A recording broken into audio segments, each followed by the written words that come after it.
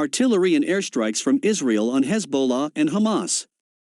Israel, Gaza, and Lebanon are under pressure after Hamas and Hezbollah launched a series of attacks on Israeli territory in the last 12 hours, and Tel Aviv was forced to respond.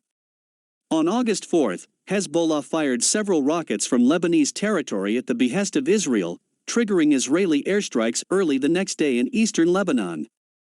The next day, Friday, Hezbollah continued shelling northern Israel with 122mm artillery shells, to which Tel Aviv responded. During the artillery shelling between the Israeli military and Hezbollah, there were also political statements on the axis of tension.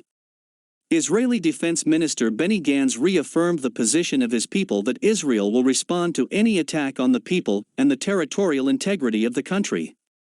Hezbollah Deputy Chief Naim Kasem said Hezbollah would respond to any attack. Later that day, Hamas launched a return from attacks on the Jewish state by releasing several arson balloons, a common practice of the radical Palestinian movement. Tel Aviv responded early Saturday morning, August 7, with airstrikes by the Israeli Air Force.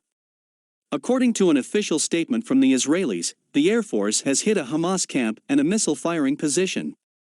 Palestinians say on social media that they have heard machine guns from Hamas, most likely on Israeli fighter jets flying over.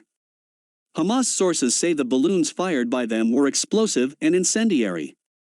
"We will not be humiliated," the group said in a brief statement on Friday.